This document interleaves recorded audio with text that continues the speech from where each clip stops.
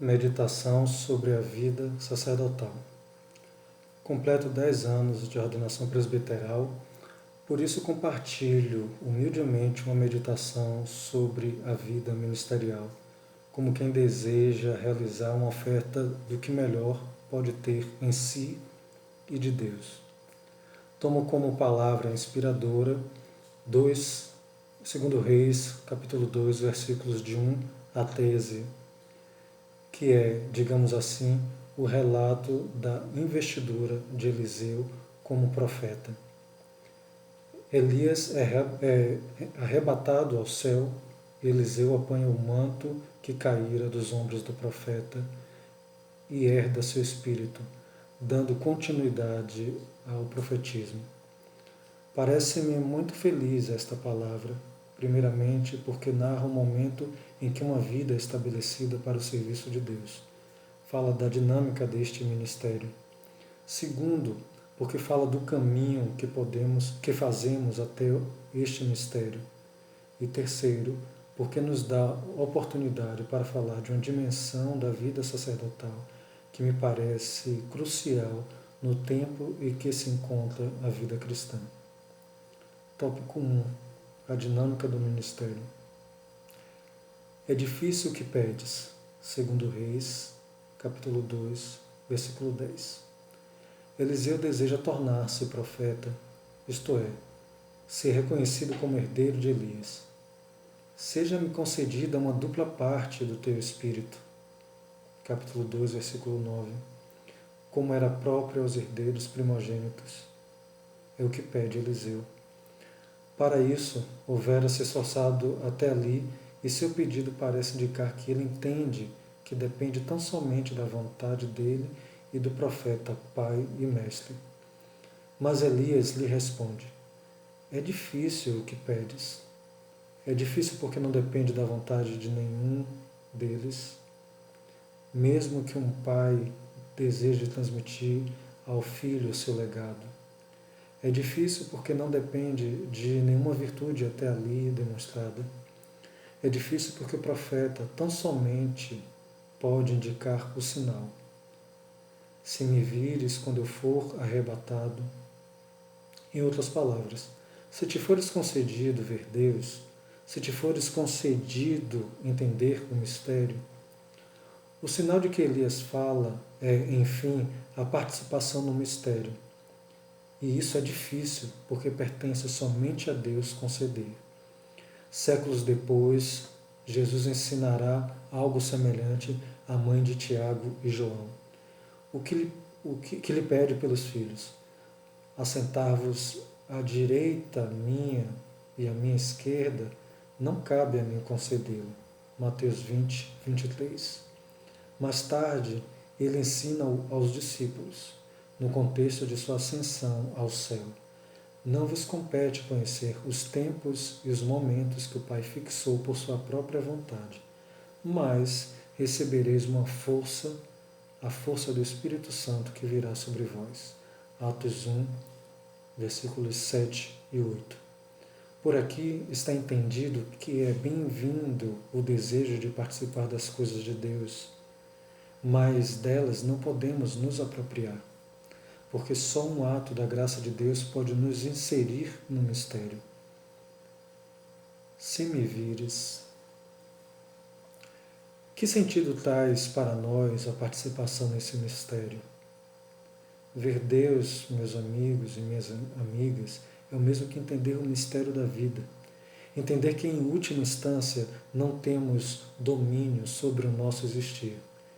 Que exercer um ofício é tornar-se disponível para aquele que promove a vida. É precisamente a disponibilidade que encontramos na atitude de Elias em momentos anteriores do texto. O Senhor me envia. Por 3 vezes, disse o profeta a Eliseu.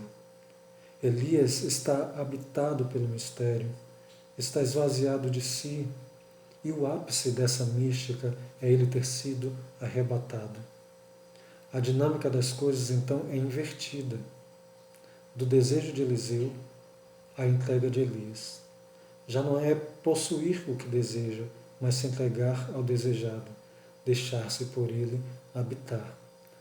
Não pode estar autorizado à vida ministerial quem não compreende este tópico da espiritualidade. Tópico 2. O caminho até o mistério. Quero voltar a um momento anterior ao arrebatamento de Elias. Por 3 vezes o profeta entende que o Senhor o envia a algum lugar. Betel, Jericó e Jordão. Por 3 vezes diz a Eliseu, fica aqui. E por 3 vezes Eliseu diz, como vive o Senhor e tu vives, jamais te deixarei.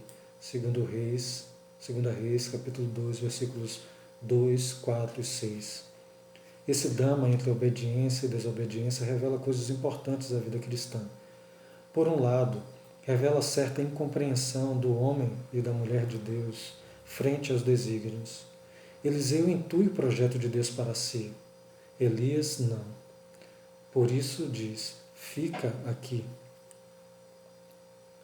Encontramos a mesma atitude na relação entre Eli e Samuel em 1 Samuel capítulo 3.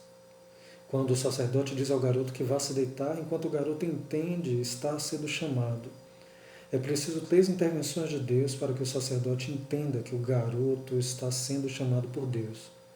Assim como foram necessárias 3 intervenções de Deus até que Deus realizasse seu desígnio para Eliseu.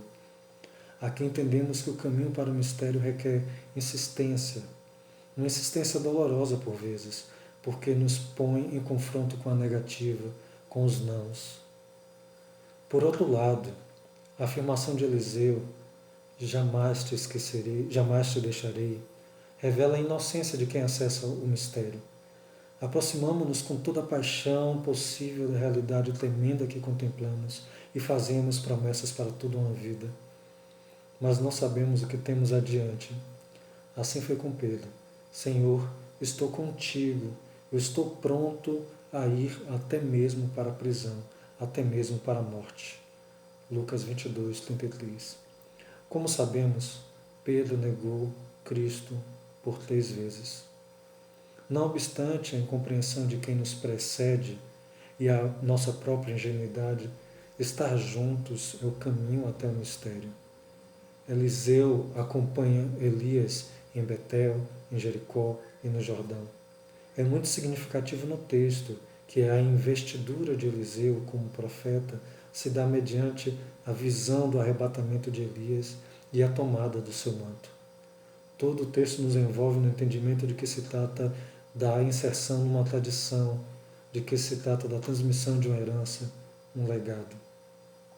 A estética e a mistagogia da ordenação dá vida a essa compreensão em 2 gestos significativos.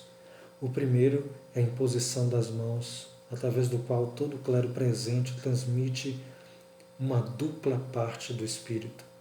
O segundo é a investidura, em que somos revestidos com os paramentos ministeriais, tal como se recebêssemos o manto de Elias.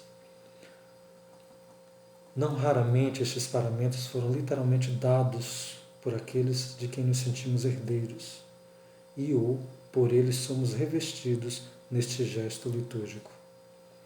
É fundamental que se tenha esse senso de participação numa tradição à qual somos integrados para dar continuidade, com todos os sentidos que possam significar dar continuidade. Tópico 3.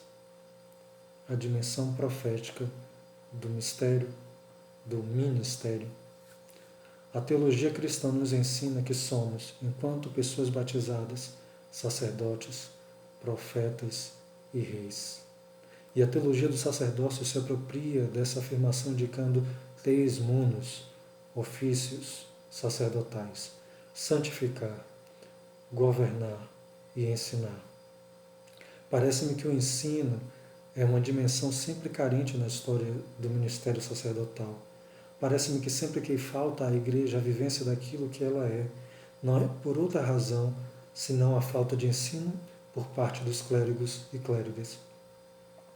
Por essa razão, vou me aplicar-me-ei nesse último tópico a tratar desse munus, mas com um entendimento muito específico do mesmo, do que seja ensinar. Isto é, ensinar enquanto profetismo, enquanto profetizar, como nos permite fazer o texto que inspira a presente meditação.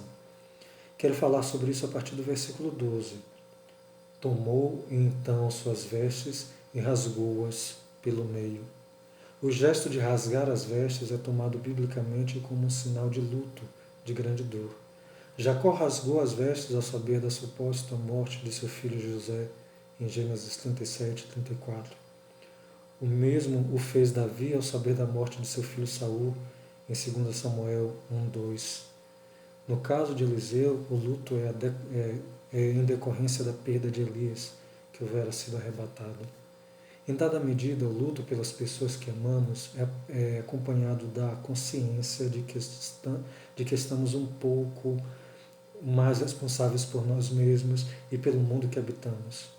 É o que acontece de imediato a Eliseu. Depois da partida de Elias, passa às suas mãos, aos seus lábios, a profecia em Israel. Mas o que é mesmo a tarefa profética? Ampliemos a imagem de rasgar as vestes, associando-a ao gesto de dividir as águas do Jordão, que é realizado por Elias antes do arrebatamento, no versículo 8, e por Eliseu após tornar-se profeta, no versículo 14.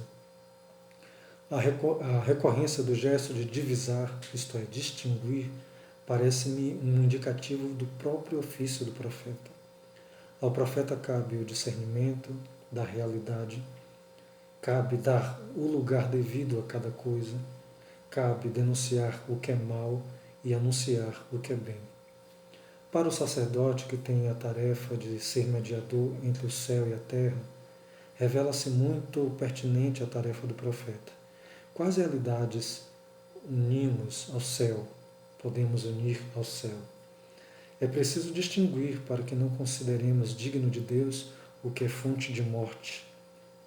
É preciso ao sacerdote saber rasgar as vestes para denunciar a morte e salvaguardar as esperanças. Não pode haver sacerdócio dissociado de profetismo, sob pena de pôr em risco a esperança que alimenta a vida. Então, este não é um ofício confortável, nós o sabemos, mas não pode se apropriar, não pode se propor a ser mediador que não sabe distinguir as partes, que não enxerga o mal e não sabe onde reside o bem. O sacerdote oferece o que há de bom e belo em tudo que ele estabelece comunhão. Deus abençoe, muito obrigado por sua presença em minha vida nesses 10 anos de vida ministerial. Um abraço.